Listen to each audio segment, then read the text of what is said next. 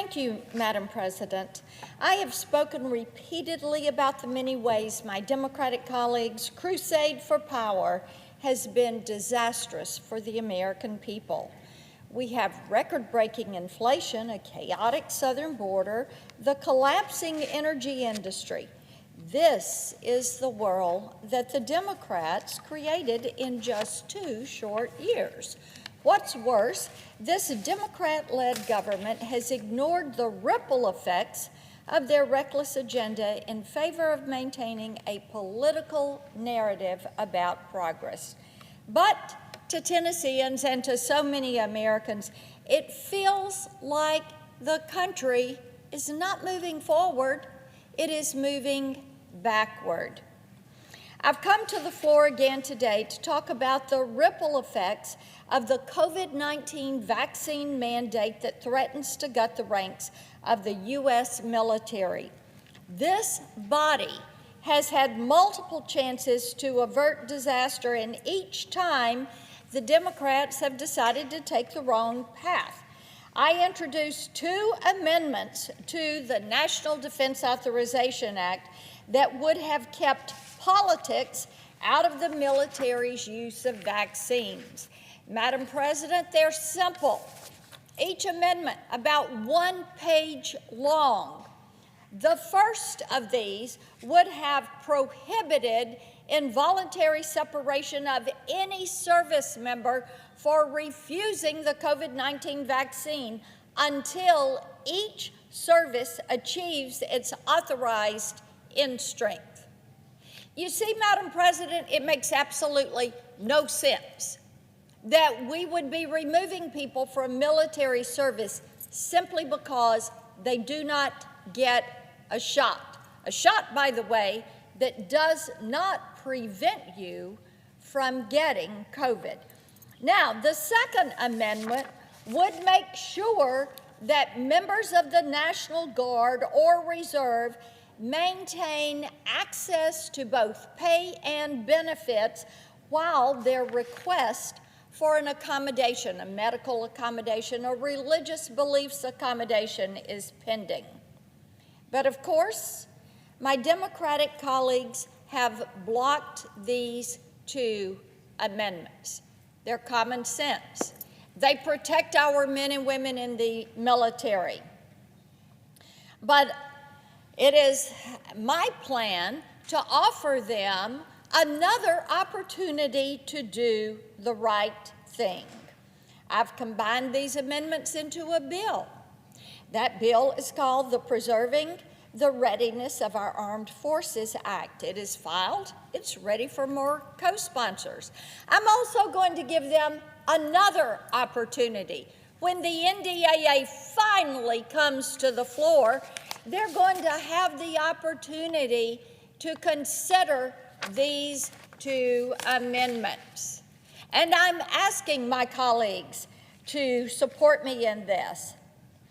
I stand by my call to Leader Schumer to bring the NDAA to the floor for a vote and hope that my Democratic colleagues will change course and support these 2 amendments to protect our men and women in uniform. But right now, the ripple effect is seen as another reckless power play by this administration and their Department of Defense.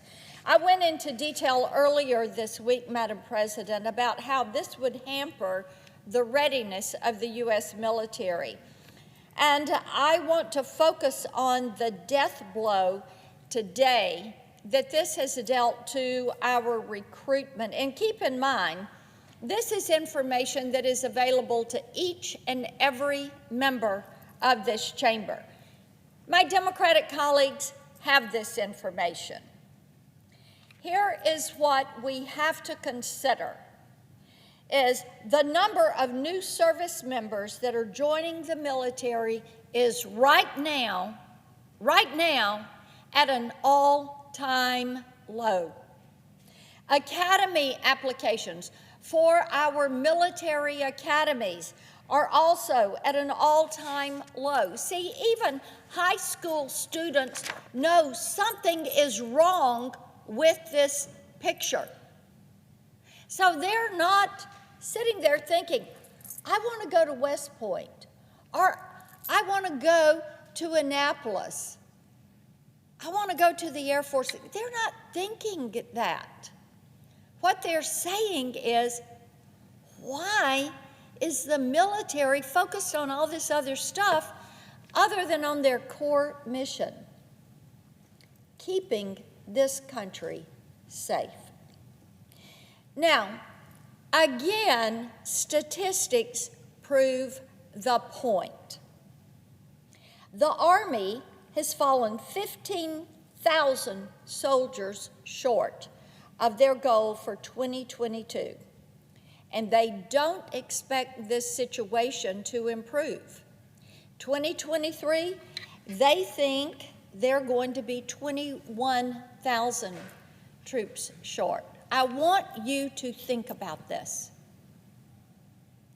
Think about what we're facing, whether it is attacks from the axis of evil, Russia, China, Iran, North Korea, whether it's China's aggressiveness.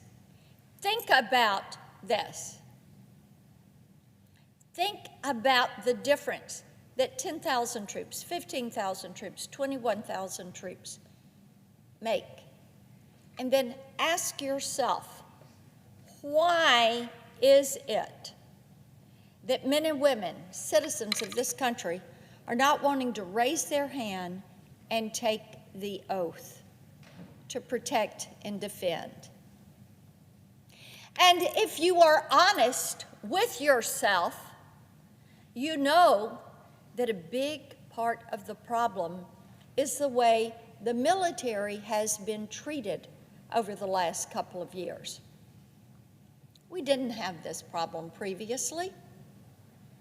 This is a problem that has been made for our military, for this nation's security.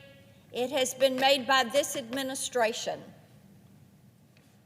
The National Guard is missing their recruitment goals. Why is that?